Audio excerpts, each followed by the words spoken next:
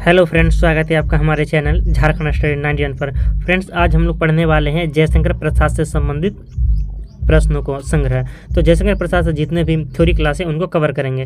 तो आज की इस वीडियो में चलिए शुरू करते हैं फ्रेंड्स जयशंकर प्रसाद की जीवनी के बारे में। तो जयशंकर प्रसाद का पूरा नाम है महाकवि जयशंकर प्रसाद और इनका जन्म जो है 30 जनवरी 1889 ईस्वी को वाराणसी उत्तर प्रदेश में हुआ है। जयशंकर प्रसाद का जन्म कब हुआ है? तो 30 जनवरी 1889 ईस्वी को वाराणसी उत्तर प्रदेश में।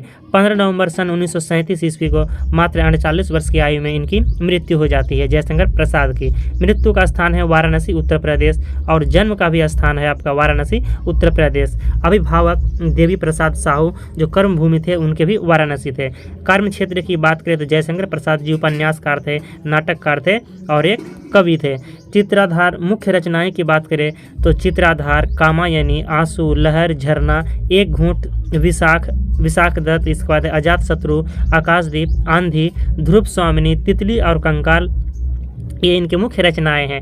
विषय बात करें तो कविता लिखते हैं, उपन्यास, नाटक और निबंध से संबंधित है जयशंकर प्रसाद। भाषा है उनकी हिंदी, ब्रजभाषा और खड़ी बोली, इन भाषा में वह रचनाएं करते थे। अब है हमारा जयशंकर प्रसाद का जीवन परिचय। तो प्रसाद जी का जन्म काशी के एक प्रसिद्ध वैश्य परिवार में 30 जनवरी सन 1889 ईस्वी में हुआ था।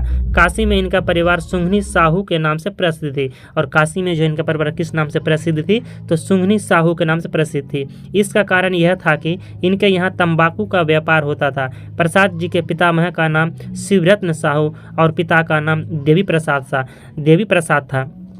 तो उनका दादा, पितामह मतलब फ्रेंड्स दादाजी, तो उनका दादाजी का नाम हो गया आपका शिवरत्न साहू और पिता का नाम देवी प्रसाद था। प्रसाद जी के पितामह शिव के परम भक्त और दयालु थे। इनके पिता भी अत्यधिक उदार और साहित्य प्रेमी थे। प्रसाद जी का बाल्यकाल सुख के साथ व्यतीत हुआ। इन्होंने बाल्यावस्था में ही अपनी माता के साथ धारा क्षेत्र, ओंकारेश्वर, पुष्कर, उज्जैन और ब्रज आदि तीर्थों का यात्रा किया, यानी तीर्थ यात्रा किया है। अमरकंटक पर्वत श्रेणियों के बीच नर्मदा में नाव के द्वारा भी इन्होंने यात्रा की और अमरकंटक के पर्वत श्रेणियों के बीच वह नाव से यात्रा की है। यात्रा से लौटने के पश्चात प्रसाद जी के पिता का स्वर्गवास हो गया और जब वह यात्रा से लौटे तो उनके पिता का स्वर्गवास हो गया। पिता की मृत्यु के 4 वर्ष पश्चात इनकी माता भी इन्हें संसार में अकेला छोड़कर चल बसी और इनके पिताजी के मृत्यु के 4 वर्ष बाद जो है इनकी माता भी संसार को छोड़कर चली जाती है। प्रसाद जी के पालन पोषण और शिक्षा दीक्षा का प्रबंध उनके बड़े भाई शंभू रत्न जी ने किया। तब को याद रखना है कि जो प्रसाद जी की यानी जयशंकर प्रसाद का जो लालन पालन किया है, पालन पोषण किया है, तो उनके बड़े भाई जो शंभू रत्न जी थे उन्होंने किया है। सर्वप्रथम प्रसाद जी का नाम क्वींस कॉलेज में लिखवाया गया, लेकिन स्कूल की पढ़ाई में इनका मन न लगा, इसलिए इनकी शिक्षा का बंधन घर पर ही रह गया। शिक्षा जो है बंद घर पर ही रह गया, मतलब घर पर ही रह गया, शिक्षा स्कूल तक नहीं पहुंच पाई। घर पर ही वे योग्य शिक्षकों से अंग्रेजी और संस्कृत का अध्ययन करने लगे। प्रसाद जी को प्रारंभ से ही साहित्य के प्रति अनुराग था, यानी जो जयशंकर प्रसाद है इनको बचपन से ही फ्रेंड्स साहित्य के प्रति जो है रुचि थी और यह साहित्य का अध्ययन करते थे। वे प्रायः साहित्यिक पुस्तकें पढ़ा करते थे और अवसर मिलने पर कविता भी किया करते थे। पहले तो इनके भाई इनके काव्य रचना में बाधा डालते रहे, परंतु जब इन्होंने देखा कि प्रसाद जी का मन काव्य रचना में अधिक लगता है तब इन्होंने इसकी पूरी स्वतंत्रता इन्हें दे दी। प्रसाद जी के हृदय को गहरा आघात लगा और जो है प्रसाद इसके बाद स्वतंत्रता दे दी, प्रसाद जी के हृदय को गहरा आघात लगा। अब साहित्यिक परिचय की बात करते हैं यहाँ पर फ्रेंड्स, गहरा आघात क्यों लगा? तो यहाँ पर कहा गया है कि पहले तो इनके भाई इनकी काव्य रचना में बाधा डालते रहे, परंतु जब इन्होंने देखा कि प्रसाद जी का मन काव्य रचना में अधिक लगता है तब इन्होंने इसकी पूरी स्वतंत्रता इन्हें दे दी और प्रसाद जी के हृदय को गहरा आघात लगा। ऐसा क्यों कहा? अब है साहित्यिक परिचय। जयशंकर प्रसाद का जीवन परिचय। अपने बचपन से ही उनका प्रेम और रुझान हिंदी साहित्य की ओर दिखता था। जयशंकर प्रसाद का जो जीवन परिचय है, अपने बचपन से ही उनका प्रेम और रुझान हिंदी साहित्य की ओर दिखता है। उन्होंने मात्र 9 साल की उम्र में अपने गुरु रसमय सिद्ध को एक सवैया लिख कर दिया था जिसका नाम था कलाधर। पहले उनके बड़े भी शंभू रत्न चाहते थे, पहले उनके बड़े भाई भी जो शंभू रत्न चाहते थे कि ये अपने पैतृक व्यवसाय को संभाले, लेकिन काव्य रचना की तरफ उनके प्रेम देखते हुए उन्होंने जयशंकर प्रसाद जी को पूरी छूट दे दी और अपने बड़े भाई की भी सहमति और उनका आशीर्वाद के साथ वे पूरी तन्मयता के साथ और पूरी तन्मयता के साथ हिंदी साहित्य लेखन और काव्य रचना के क्षेत्र में लग गए। जयशंकर प्रसाद की रचनाएं तो जयशंकर प्रसाद की रचनाओं से भरा हुआ है। उनकी रचनाएं भारत के गौरवमय इतिहास व संस्कृति से अनुप्राणित है। कामायनी उनका सर्वाधिक लोकप्रिय महाकाव्य है। तो आपको ये चीज़ को याद रखना है फ्रेंड्स कि जयशंकर प्रसाद का जो है सर्वाधिक लोकप्रिय महाकाव्य क्या है, तो कामायनी है, जिसमें आनंदवाद की नई संकल्पना समरसता का संदेश निहित है। उनकी प्रमुख रचनाएं हैं झरना, आंसू, लहर, कामायनी, प्रेम पथिक, काव्य, स्कंदगुप्त, चंद्रगुप्त, ध्रुव स्वामिनी, जन्मेजय का नागयज्ञ, राजश्री, अजातशत्रु, विशाख, एक घूंट, कामना, करुणालय, कल्याणी, परिणय, अग्निमित्र, प्रायश्चित, सज्जन ये नाटक है। और छाया, प्रतिध्वनि, आकाशदीप, आंधी, इंद्रजाल कहानी संग्रह है। तो कहानी संग्रह क्या हो गया फ्रेंड्स, छाया, प्रतिध्वनि, आकाशदीप, आंधी, इंद्रजाल इनके कहानी संग्रह है। तथा कंकाल, तितली, इरावती जो है उपन्यास है। तो उपन्यास का नाम क्या हो गया, कंकाल, तितली और इरावती है। जयशंकर प्रसाद द्वारा लिखी गई कहानियाँ के बारे में क्या है, तो कहानियों से भरा हुआ है। इनकी जो कहानी है कहानी से भरा हुआ है। नीचे उनकी कहानियों का नाम दिए गए हैं, देवदासी, बिसाती, प्रणय चिन्ह, नीरा, शरणागत, चंदा, गुंडा, स्वर्ग के खंडहर में, इसके बाद स्वर्ग के खंडहर में, इसके बाद है पंचायत, जहां आरा, मधुआ कहानी जो हम लोगों ने पढ़ा है, मधुआ कहानी जयशंकर प्रसाद पिछले वीडियो में, तो मधुआ, फिर उर्वशी, इंद्रजाल, गुलाम, ग्राम, भीख में, चित्र मंदिर, ब्रह्मर्षि, यह है फ्रेंड्स ब्रह्मर्षि, इसके बाद पुरस्कार, रमला, छोटा जादूगर, बरुवाहन, विराम चिन्ह, सालवती, अमिट स्मृति, रश्मिया बालम, सिकंदरी की शपथ और आकाशदीप, ये जो है इनके कहानी संग्रह हैं। जयशंकर प्रसाद द्वारा लिखी गई कविताएं, अब जो है फ्रेंड्स जयशंकर प्रसाद द्वारा लिखी गई कविताएं क्या क्या है, तो कई कविताओं जयशंकर प्रसाद द्वारा लिखी गई कविताएं, नीचे उनकी कविताओं के नाम इस प्रकार है। क्या क्या कविता है,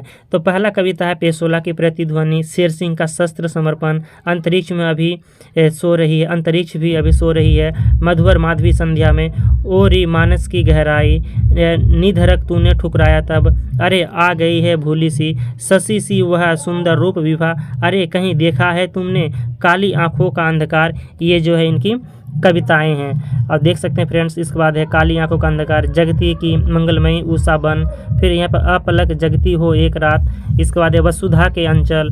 मैं यहाँ पर इसको स्क्रॉल कर रहा हूँ फ्रेंड्स, आप इसका स्क्रीनशॉट ले सकते हैं, या आपको इसका PDF जो है friends Telegram channel Jharkhand study 9 पर मिल जाएगा। तो आप PDF पर भी एक बार वीडियो देखने के बाद पढ़ लीजिएगा फ्रेंड्स। वीडियो बनने के कुछ देर बाद आपको PDF मिलेंगे, क्योंकि PDF को फिर से वहाँ पर अपलोड करने में थोड़ा टाइम लगता है। तो आप हैं हमारा, आप देख सकते हैं, हे सागर संगम अरुण नील। अब है हमारा जयशंकर प्रसाद की साहित्यिक विशेषताएं। तो जयशंकर प्रसाद की साहित्य क्या क्या विशेषताएं हैं देख लेते हैं फ्रेंड्स। अगर आपको हमारा वीडियो पसंद आता है फ्रेंड्स तो एक लाइक जरूर कीजिएगा और एक कमेंट कर दीजिएगा, और अगर आप हमारे चैनल पर नए हैं तो चैनल को सब्सक्राइब भी कीजिएगा फ्रेंड्स। आपको पता है कि वीडियो बनाने में मेहनत लगता है, तो बस आपको लाइक और कमेंट कर देना है तो हमें अच्छा लगेगा। तो बचपन से ही इनकी रुचि साहित्य की ओर थी। इसके बाद है इंदु नामक मासिक पत्रिका में इन्होंने संपादन किया, और जयशंकर प्रसाद जो है इंदु नामक साहित्यिक मासिक पत्रिका में संपादन किया। साहित्य जगत में इन्हें वही से पहचान मिली। प्रेम, समर्पण, कर्तव्य एवं बलिदान की भावना से ओतप्रोत उनकी कहानियों पाठक को अभिभूत कर देती है। वह हिंदी साहित्य को अपनी साधना समझते थे। महाकवि जयशंकर प्रसाद हिंदी साहित्य में योगदान देने वाले सर्वश्रेष्ठ रचनाकारों में से एक थे। उन्होंने हिंदी साहित्य में अपना बहुत योगदान दिया। उन्होंने अपनी कहानियों, नाटक तथा कविताओं के जरिए हिंदी साहित्य में अपना माधुर्य बिखेरा। राजनीतिक संघर्ष तथा संकट की स्थिति में राजपुरुष का व्यवहार उन्होंने बड़ी गहराई से समझा और लिखा। आधुनिक उपन्यास के क्षेत्र में जयशंकर प्रसाद जी ने यथार्थ और आदर्शवादी रचनाकारों का सूत्रपात किया। नाटक की बात करें फ्रेंड्स तो प्रसाद ने 8 ऐतिहासिक, 3 यहाँ पर पौराणिक और 2 भावनात्मक, कुल 13 नाटकों की सर्जना की।